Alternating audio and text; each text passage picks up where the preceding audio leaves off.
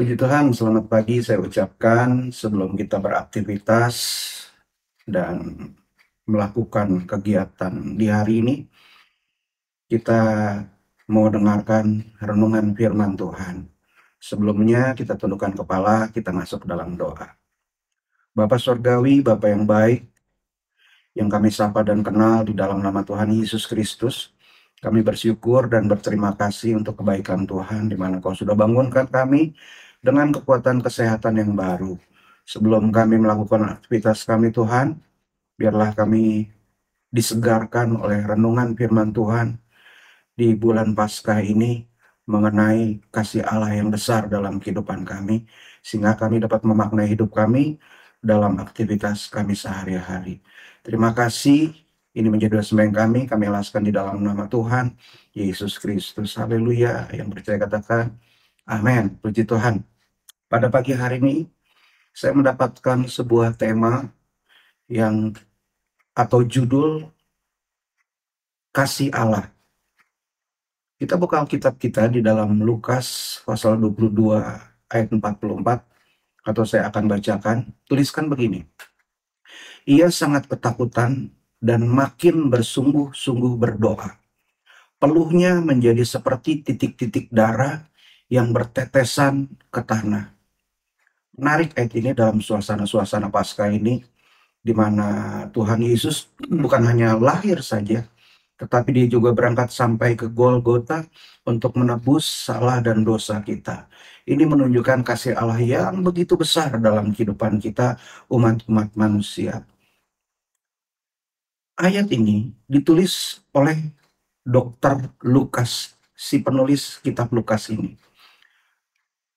Lukas adalah pria yang terdidik dan pengamat yang cermat berdasarkan profesinya sebagai tabib, Bapak Ibu Saudara-saudara. Namun ada lagi penulis Injil lainnya bahwa setelah ia bersujud dan di sanalah ia berdoa bahwa jika ini memang kehendak Allah, biarlah cawan penderitaan atau cawan kepahitan itu berlalu dari kehidupan Yesus. Ini bahasa doa ini yang dipakai adalah bahasa orang yang tidak bersalah, yang menghadapi sebuah kengerian, penderitaan yang besar. Yesus tidak dapat meninggalkan sifat kemanusiaannya karena dia adalah Allah dan ia juga manusia yang sebenar-benarnya. Ada sebuah tafsiran dari seorang yang bernama Matthew Henry yang saya kutip pada saat ini, bahwa dalam ketakutan yang mendalam itu, peluhnya menjadi seperti titik-titik darah yang bertetesan ke tanah. Bapak Ibu Saudara-saudara ingat, peluh datang ke dunia ini bersama-sama dengan dosa. Waktu manusia keluar dari Taman Eden dan mereka harus bekerja. Dan itu adalah bagian dari kutuk. Oleh karena itu ketika Kristus menjadi dosa dan kutuk bagi kita, ia berpeluh dengan sangat. Peluh dari wajahnya itulah yang membuat kita mendapatkan makanan bagi kita. Dan supaya ia bisa menguduskan dan memaniskan semua pencobaan kita. Ada perbedaan pendapat di antara para kritikus mengenai keringat ini. Apakah keringat ini hanya dibandingkan seolah-olah seperti tetesan darah karena lebih tebal daripada tetesan keringat pada umumnya ketika pori-pori tubuh terbuka lebar daripada biasanya? Ataukah memang benar-benar darah yang mengalir keluar dari pembuluh darah dan bercampur dengan keringat sehingga warna seperti darah, dan karena itu dapat disebut juga sebagai keringat yang berdarah? Masalah ini bukan masalah besar untuk menafsirkannya. Beberapa orang menganggap bahwa pada saat itu adalah salah satu momen di mana Kristus menumpahkan darahnya bagi kita, karena tanpa penumpahan darah tidak akan ada pengampunan. Setiap pori-pori seolah-olah menjadi luka yang berdarah, dan darahnya menodai seluruh jubah yang dipakai oleh Yesus. Hal ini juga menunjukkan kesusahan dari jiwa Yesus ketika dia diperhadapkan dengan cawan itu. Sekarang Saat itu ia sedang berada di tempat yang terbuka, Bapak Ibu Saudara-saudara. Di musim dingin, di atas tanah yang dingin, di malam yang sudah larut. Dan ini cukup mengejutkan kalau ia bisa sampai berkeringat. Yesus bisa sampai berkeringat.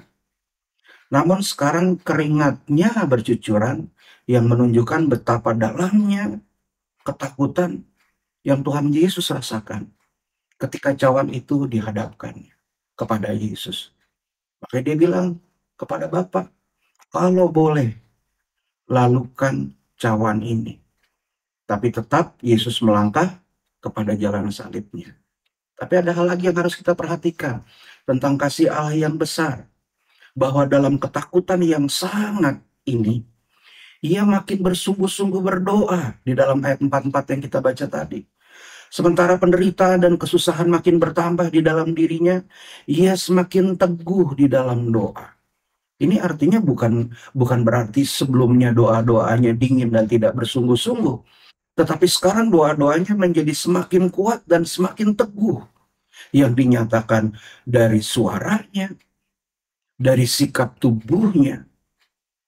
Perhatikan, meskipun tidak pernah kenal waktu, doa itu terutama sangat menyentuh bila dinaikkan ketika kita sedang dalam kondisi ketakutan yang sangat.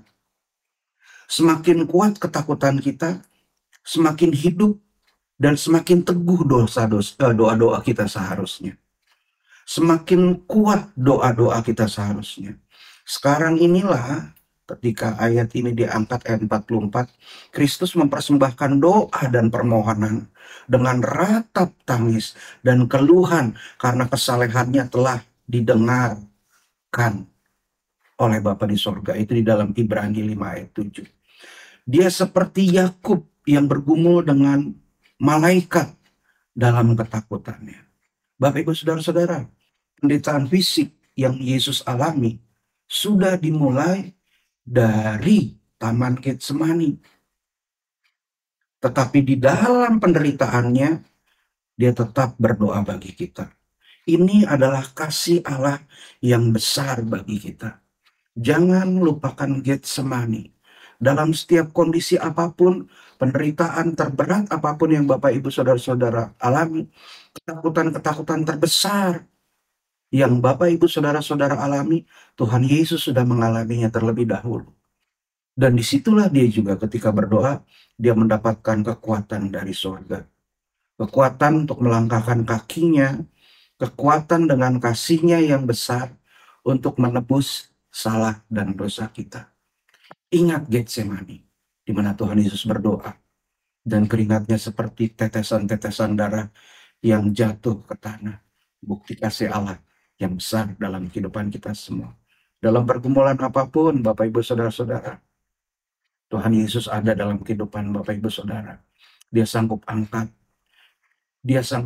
kita dari perjalanan kita menuju neraka yang kekal, untuk kembali kepada kemuliaannya, untuk sampai ke sorga nanti sana, Yerusalem baru. Bagaimana dengan kebutuhan kita sehari-hari? Tuhan juga pasti cukupkan. Jangan izinkan ketakutan itu menyerap kehidupan kita. Belajar dari Yesus, tetap berdoa, dan Tuhan pasti kasih kekuatan buat kita semua. Tuhan Yesus memberkati kita semua, kita tundukkan kepala. Bapa Surgawi, kami mengucap syukur.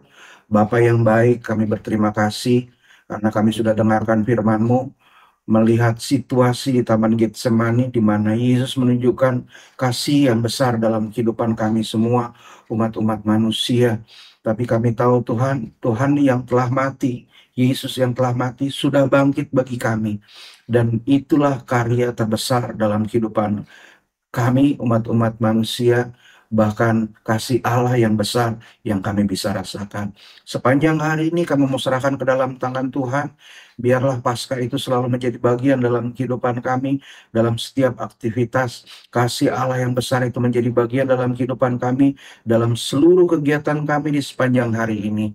Dan kami percaya Tuhan akan pimpin kami, Tuhan akan memberkati kami semua. Mengucap syukur untuk semuanya, ini menjadi doa sembahyang kami. Kami alaskan hanya di dalam satu nama, yaitu di dalam nama Tuhan Yesus Kristus. Haleluya. Yang percaya katakan, amin. Tuhan Yesus memberkati. Selamat beraktivitas.